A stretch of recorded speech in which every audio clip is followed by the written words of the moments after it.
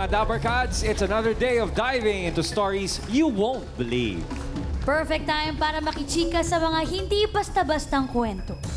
At habang all eyes and ears tayo sa chikahan, ang aming pong paalala sa inyo ay bawal ang mapanghusga. Kaya simulan na natin ang Friday kwentuhan dito sa Bawal Judgmental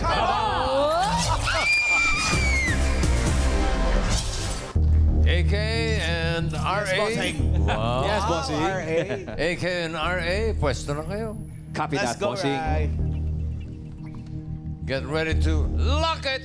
Look it. Wait. At sa mga Dabber Cats po na gustong maglaro dito sa Bawal Judgmental Ka Ba, mag-send lang ng audition video at details niyo po sa bawal.eatbulaga@gmail.com. Ayan po sa screen ang mga details na kailangan ninyo, Dabber Cats. Kilalanin na natin today ang makakasama natin kumilatis. Ang ating judge, SK Kagawad at real estate agent from Muntinlupa City.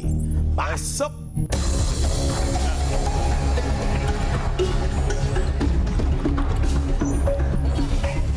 Hello, Dabber Cats. Wala po bang palakpakan dyan? Ayan, bago po ang lahat, ako po si Mika Ayesa Lopena, ang real estate agent at the same time SK Kagawad ng Muntinlupa City. At naniniwala sa kasabihan, kapag inggit, pikit. And I thank you. Halika dito, SK Mika. Hello, Mika. Hello po. SK. Good afternoon. Oo. B. SB. Saka real estate agent. Ilang bahay na yung nabenta mo? Sa ngayon po as of now, bago pa lang po kasi ako sa work ko. Seryoso niya ako sinagot mo. Seryoso niya ako Hindi, ang gusto namin malaman, Mika, judgmental ka ba? Kasi parehong yung both lines na ginagawa mo, parehong mga Kailangan. tao ang kasalamuha mo eh. Judgmental ka? Yes po. Talaga? Ay, Kasaminado. umamin. Sa mga anong pagkakataon ka nagiging judgmental? Kapag alam ko po na hindi po tama yung ginagawa ng isang tao, dun po ako nagiging judgmental. Ooh, okay. Alright. So, alam mo bang ginagawa ni Ma'am Alan? Hindi mo pa alam. Hindi pa po. So, hindi ka Bibigyan kita judgmental. ng 30,000. Pero ingatan mo yan. Yes. Kasi dito sa round 1, pag nagkamali ka, mababawasan niya ng 10,000. Okay? Okay po. Dali ka usap, no? Kausap ko si Mika eh. Okay, eto na. Mika, ready ka na? Yes, ready, Alright. ready. Simulan na natin ang round 1. One. Mika, talasan ng pakiramdam dahil ito na ang makakasama nating magdadala ng swerte. Dabber Cats, pasok!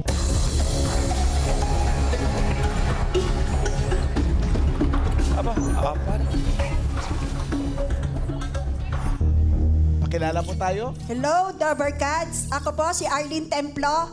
May kasabihan po tayo. Ang taong hindi marunong lumingon sa pinanggalingan ay hindi makakarating sa patutunguhan. Tama naman, tama. Totoo naman. Hello, Dabber Cats! I'm Marica Rabutaso from Kalayaan, Laguna. Kung ayaw mo maloko ng kapwa mo, para kayo umasenso. Next. Hi, Dabber Gods. Ako po si Imelda Aldea. Taga Mandaluyong po. Naniniwala po ako na kapag maraming itinanim, maraming ding aanihin. Next. Hello po, Dabber Cats. Ako po si Christina Enem na naniniwala sa kasabihan, ang oras ay mahalaga. Tinagalog lang eh. Time is gold yun eh. Di ba po? Mika, ano sa tingin mo ang mga kwento nila? Or isang kwento na lang kung gusto mo. Generalize. Ano sa tingin mo?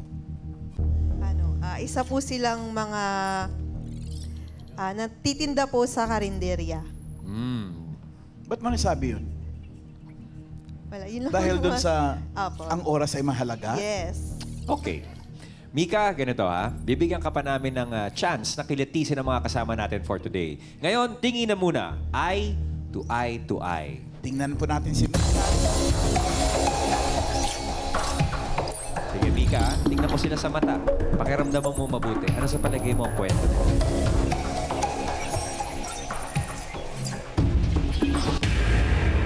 Uy, time is up. Okay, Mika, Sana tama ang kutob mo sa mga bisita natin. Eto na, para sa round 1 na, alamin natin ang tanong. Ang tanong! Ang tanong!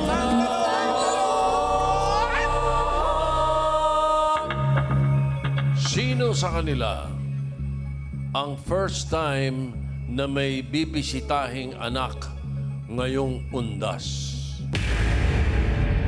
Ibig sabihin, sa sementeryo. Narito ang mga pagpipilian mo. Mika, nandyan si Mommy Arlene. Andyan rin po si Mary. Pwede rin si Mommy Mel. Andyan rin po si Christina. So, Mika, sila ang ating choices. You have 10 seconds to decide. Sa tanong na, sino sa kanila ang first time na may bibisitahing anak ngayong undas sa sementeryo? Si Arlene, Mary, Mel, or Christina ba? 10 seconds and your timer starts now.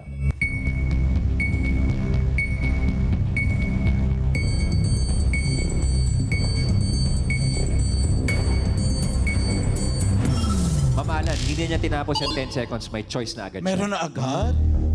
Judgmental ka nga. Sino, Mika? Sino? Sabihin mo lang. Yung last po, si Christina. Si Christina. Bakit? Sa tingin ko lang po, na ano lang. palagay lang. Sa palagay Tinutuban ka lang, ganun. Nakutuban ko lang po bigla, na siya po. Intuition.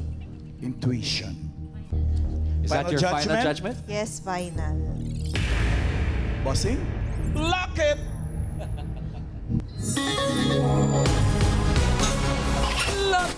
Okay, so sa tanong na sino sa kanila ang first time na may bibisitahing anak ngayong undas, si Christina ang iyong napili. Tama kaya si Mika?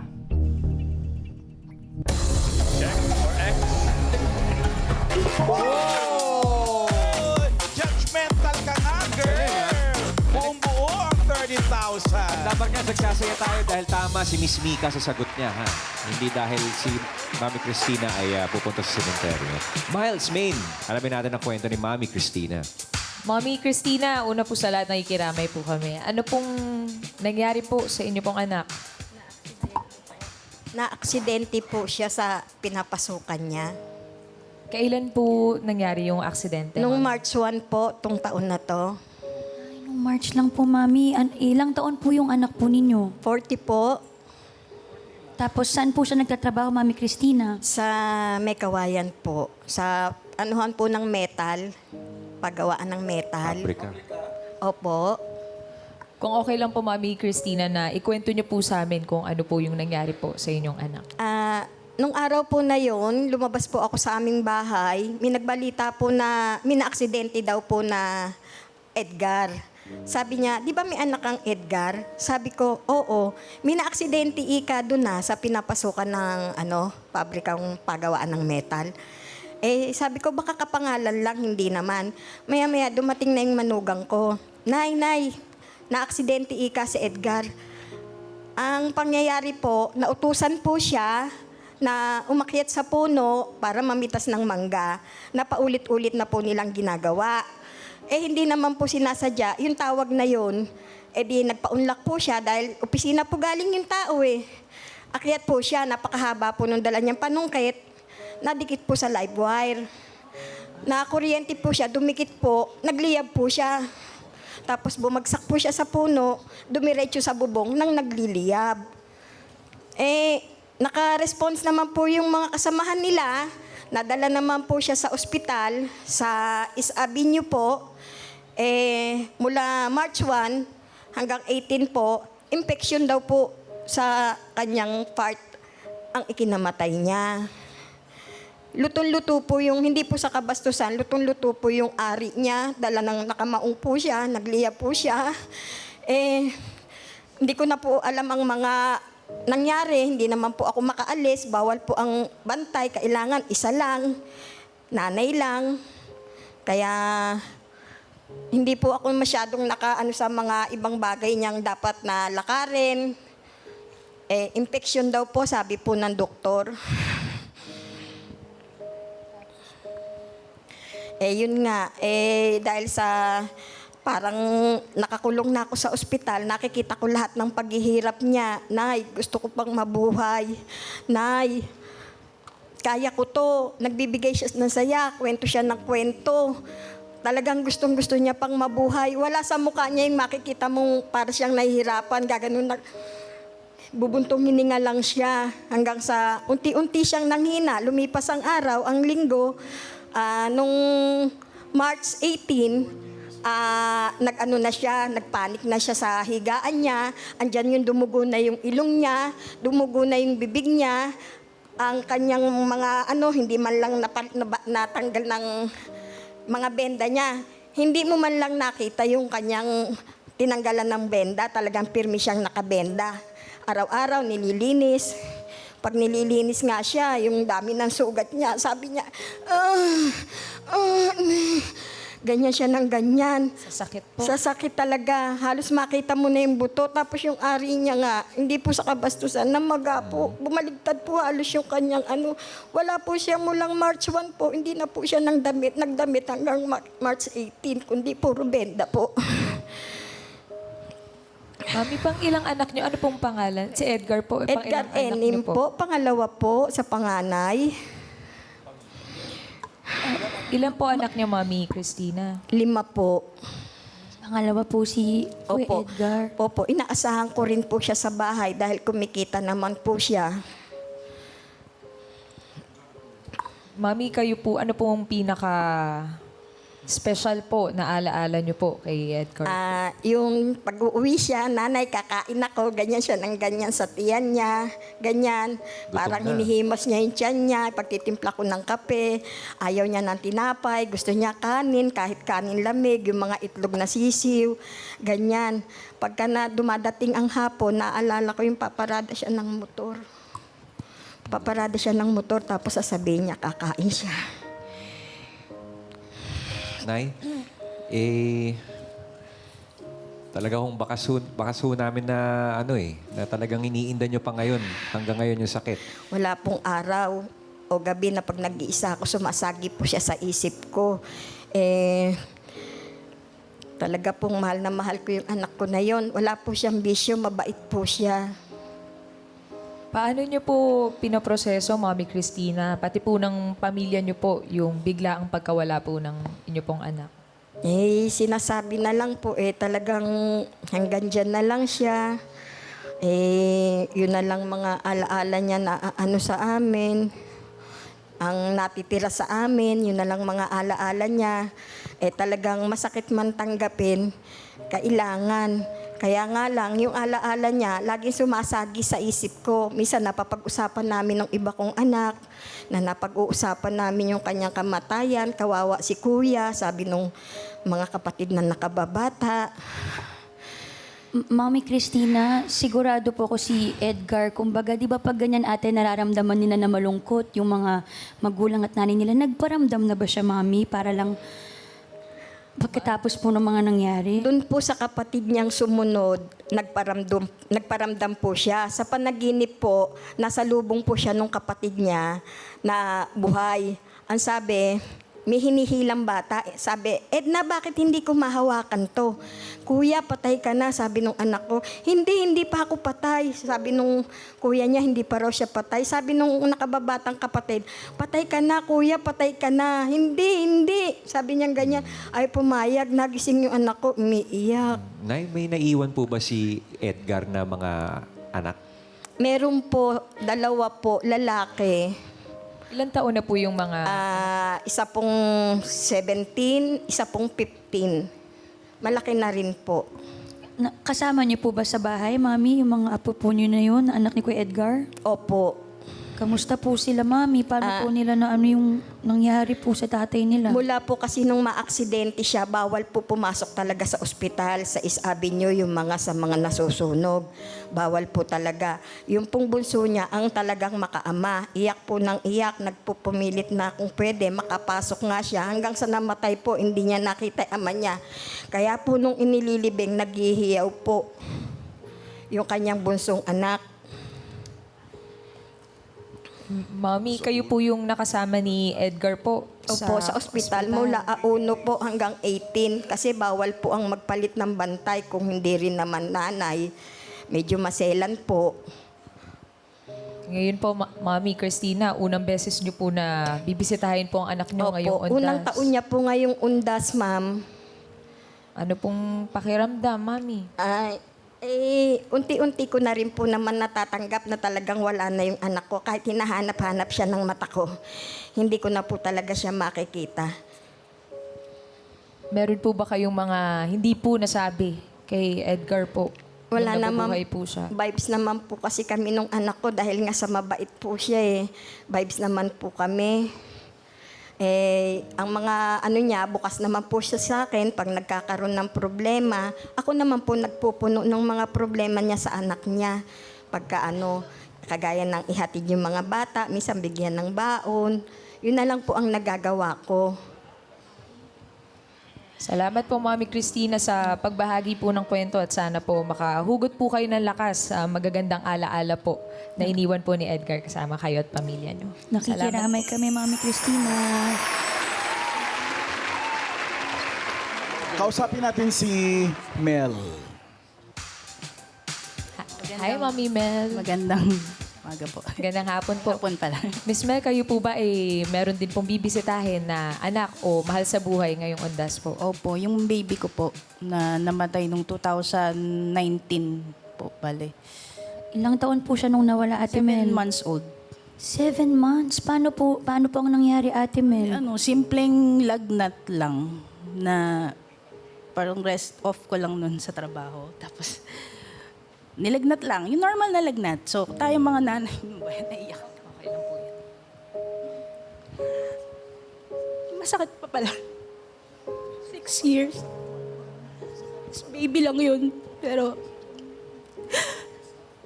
kasi bali yun na, sepsis, nilagnat lang. So, kinumbulsion siya. Parang 14 hours lang yata.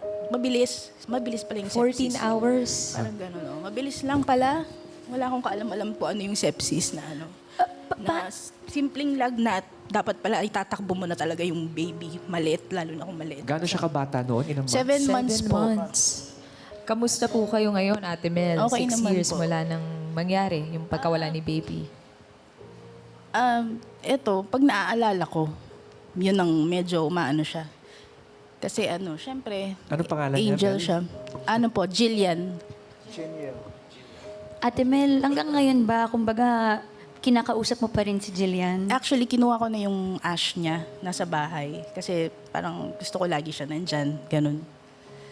Yun. Kamusta po, Ate Mel, yung mga kapatid niya nung nawala po si... Maliliit pa eh. So, hindi nila talaga, hindi nila naiintindihan. Ikaw, Mami, parang 6 years after, fresh na fresh pa rin sa'yo. Gabi-gabi ba, naiiyak ka Hindi pa rin? gabi-gabi. Pag sa work, pag nakaganyan ako. Tapos naalala ko, ko yung mukha niya, ganun. Bigla ako nalulungkot. Ganun lang, malungkot lang. Kasi 2013 na wala yung mother ko. Si Pasing Aldea. Actually, di ko alam kung nare-remember nila. Siya dito dati, parang DTI representative ng Unilever. Nung nawala yung mother ko, kala ko masakit, mawala ng magulang. Nung naranasan ko to, mas masakit palang mawala ng anak. Ganon. Kasi para sasabihin sa'yo, pinabayaan mo, ganon. Siyempre hindi mo pinabayaan yun. Kasi di ba lahat gagawin mo para sa anak mo. Yun lang. Meron ka pang ilang anak na natira? 6. Opo. Baka meron kang gustong sabihin sa mga anak mo, Ate Mel. Yung lahat naman po sila nag-aaral. So far, so okay naman po. Yun lang, magtapos, tapos sana yung nangyari sa life ko. Although siguro sabi ni God, kinailangan talaga mangyari yung ganito na yung kapalaran ng tao, iba-iba naman. So sana mag-aral kayo, magsumikap para ayun na maging matagumpay kayo sa buhay nyo. Ganon. Salamat, Ate Mel. Pakatatag ka at po, panghuhutan palagi. mo lang lakas yung 6 mong anak at iyong asawa. Thank you. Salamat po. Si Mary. Kanina pa siya umiiyak. Si Mary, oo, umiiyak siya. Hindi pa siya kinakausap. Magandang hapon po. Miss Mary, kayo po, meron po ba kayong bibisitahing anak Opo, pagkatapos po dito, dadaan po ako sa kanya. Ano pong nangyari sa anak mo, Ate Mary? Yun po yung nakasama po siya sa hazing. Hazing. Opo, sa hazing po. Ano pong pangalan, Ate Mary? Tsaka ilang taon na po yung anak niyo po noon? 18 years old po. RR Rabutaso po. RR. Kailan po nangyari at ano pong nangyari kung okay lang po na balikan po at ikwento niyo po sa amin ulit? Ang nangyari po yun ay March 20, 2022.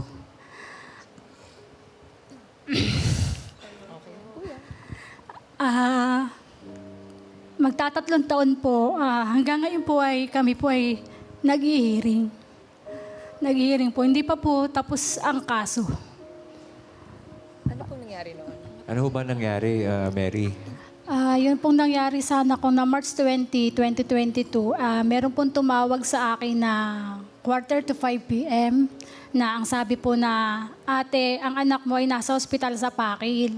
Ang dami pong text at saka miss call. Tinatanong ko po kung anong nangyari, aksidente pa. Halos isa po yung text na sinasabi, ate, punta ka na lang sa ospital. Andong CRR, basta nandun CRR. Yun, pagdating ko po ng hospital po ng Pakil, nakita ko po, bangkay na po yung anak ko. Tapos ayun, ang dami pong trahedya dun sa katawan. Ang hirap, pero kakayanin para po sa anak ko yun nangyayari. Ate Mary, alam ko po mabigat pa, pero paano nangyari, ate? Sumali siya sa hazing. Alam niyo po ba? Oo, sa Nahikayat fraternity. po siya sa fraternity. Ang edad po niya ay mga 18 to 19, mga ganun po. Hindi ko po akalain na ang anak ko po ay sasali sa ganyan. Kasi po siya ay school bahay. Tapos magpapaalam po siya sa akin, pagpapasyal po siya sa lola niya sa Kalayaan. Yun, kaya po pinapayagan ko naman po. Kasi mga kaibigan po ng anak ko, okay naman po. Ano ho ang paalam niya sa inyo noon nung nag-attend siya ng hazing? Ano ho sabi ni RR? Huling sabi po kasi sa akin na anak ko bago umalis, nagpa-picture pa po kasi siya sa akin eh. Sabi niya sa akin, Mama, doon muna ako kay Nanay Abet. 3 days kasi may okasyon po kasi sa Kalayaan. May ganap po kasi yung aming munisipyo. Ika-100 taon po nila. Kaya ako naman po, panatag naman po. Kasi okay naman po kasi yearly naman po nandun. Anak ko araw-araw. Ayun, yung time po na yun, kinabukasan ng March 20, yun na nga po sabi, patay na nga daw po yung anak ko. Pangilang anak niyo po si RR, ma'am? Solo lang po. Only child, si RR. Yung pagsali po ba niya sa fraternity, pinaalam po ba niya sa inyo pong mga magulang o nalaman niyo po ba, nakaramdam po ba kayo na sumali siya ng fraternity? Wala po. Wala po ako na naramdaman nung nasasali po yung anak ko nun. Kasi hindi nga po talaga siya layas. Kalayaan Bahay School lang po kasi siya eh. Pero ongoing pa yung kaso. Diretso pa po yung kaso. Identified Opo. naman yung mga na-involved Opo. doon sa hazing at saka alam ng eskwelahan. Di bali po hindi po sa school nangyari. Oo nga, pero hindi sa school Opo. nangyari. Sa bundok po. Okay. Mami, meron ka ba pong, siyempre po, hindi naman ho natin to inaasahan. Meron po ba kayong hindi pa nasabi sa kanya? Kung sakali po. Sa akin po, lagi ko po pinagdadasal na sana po makamit po ng anak ko yung hustisya kasi mahaba-haba pa pong proseso yung aming haharapin. Mahirap naman po talagang tanggapin po yung bigla pong pagkawala ng anak sa hindi po makatarungang Mas dahilan mahirap po mawala ng anak kaysa po pala sa magulang. Kasabihan nga po talaga yon at naririnig ko namin Kagaya sa ko mga po, nagsosolo lang po yung anak ko. Tanging dalawa lang po kami magkasama sa bahay.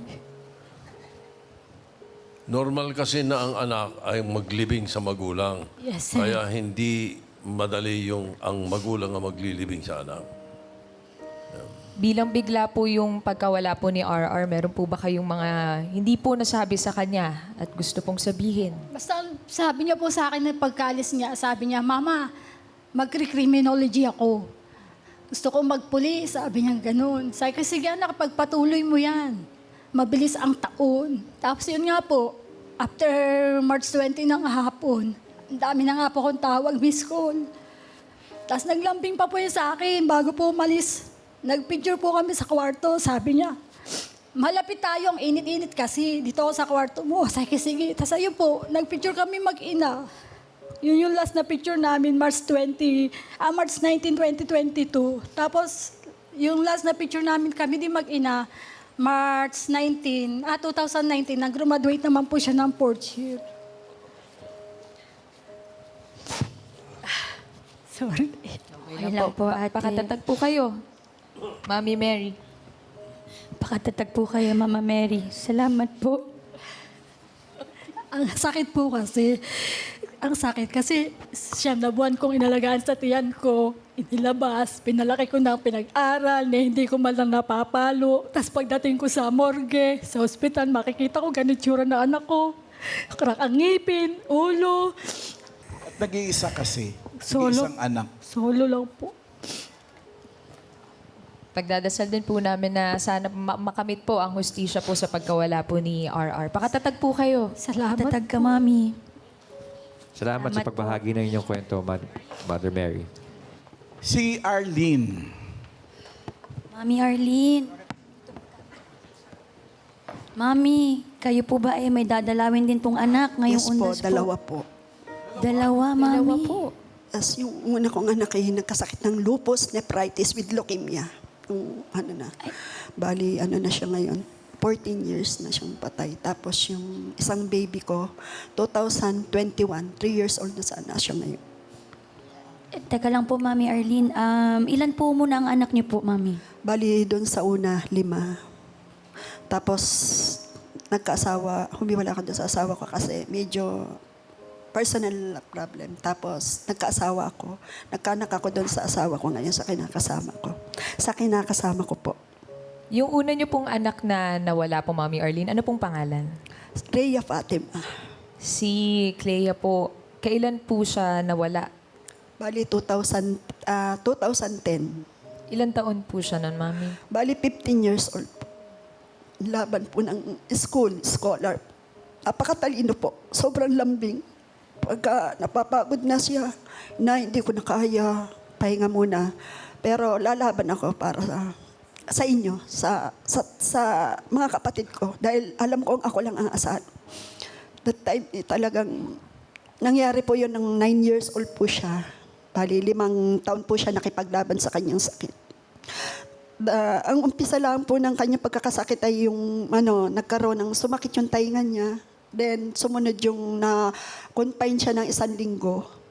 Tapos, nagsunod na yung kanyang, umihi na siya ng dugo. Tapos, sabi ng doktor, as possible, mas maganda nating ipahinga muna sa, baka kasi lang yan, sobrang sa school. Kasi, panlaban po talaga siya ng mga quiz sa, panlaban po.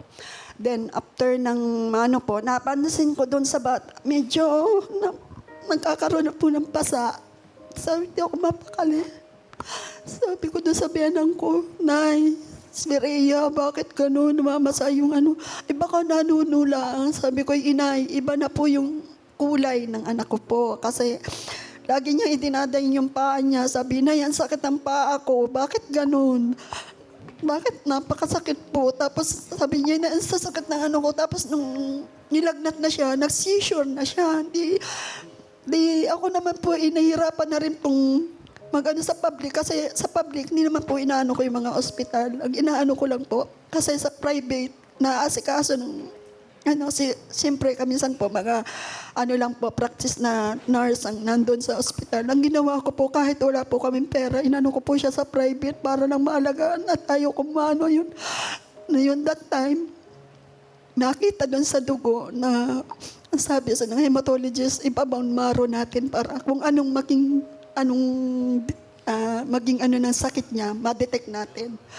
Yun, pumayag ako, sabi ko, laban lang Ning para patuloy yung mo, dahil alam ko yung pangarap mo, kasi gusto niya talaga maging nursing. Talagang kahit nasa bahay lang siya, kahit na siya grade 4 pala, naglalaro-laro na siya yung mga nagpapabili siya yung ng pang-doktor. Opo.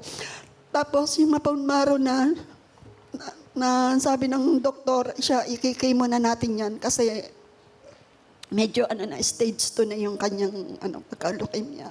Tapos, nung that time na nag-uumpisa na kami mag-chemo, siguro mga 1 year and a half, na naman yung kanyang muka. Sabi na, inay, lagi na lang ako niloloko ng mga ko daw, lagi may makeup. Yung pala, yung butterfly na yun, yung lupus na yun, naapektuhan na yung mga buto niya.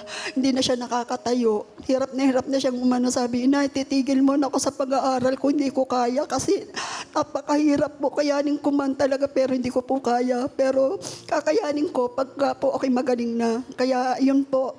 Tapos, at that time po, hirap na hirap din po kami sa pagpapagamot dahil kung saan na po ako nanghihingi. Nandyan po na halos sa batasan po, madaling araw pa lang po kami nakapila na po ako doon para makaabot lang po doon sa number na binibigay nila. Abot din po ako sa Senate. Minsan po meron po ako, nagpunta ako sa Senate. Dapat pala po casual kapag makikipag-usap ka sa mga senador. Dapat po ang kausap mo talaga, yung ang suot mo, personal na naka-outfit ka. Pero wala po akong magawa, balik uli po ako. Kailangan po ng anak ko, yung pang-chemo ng anak ko, yung ang mahal-mahal po. Kasi ang isang chemo po, 3 beses sa isang linggo. Hirap na hirap po ako. Nagkakahalaga po ng 2,500. Ang trabaho naman po ng asawa ko, isapat lang po doon sa 4 po na napasok po, kaliliitan din po. Wala naman pong ibang tumutulong. Kaya po, lahat po ng foundation, pinuntahan ko na kung saan po ako nakakabot. Ang hirap po maging ng pagkakasakit ng aking anak. Mami Saan Arlene. po sila?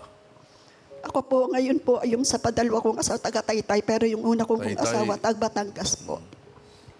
Mami Yung Arlene. kinuwento niya kanina, yung una niyang anak, may isa pa eh. Opo. Ano nangyari po doon sa pangalawang anak? Bali, sabi ng doktor, sa high risk na daw po ang pagbubuntis ko. Inianak ko po siya ng walang heartbeat. Ilang taon po kayo noon, Mami Arlene, nung pinagbuntis niyo po? Bali, 43.